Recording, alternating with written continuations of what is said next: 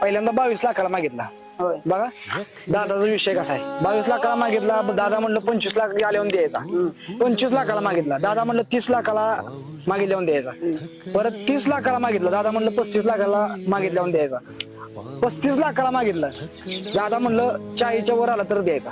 41 लाखाला मागितला, परत दादा म्हणलं 51 लाख आला तर द्यायचं, नाही तर देत नसतो. त्या दिवशी मलाच फोन आला, 51 लाखाला मागितला तर अजून 4 लाख वाढून आल्याशिवाय देत नाही. काय विषय द्यायचं म्हणलं का लय वाईट वाटत.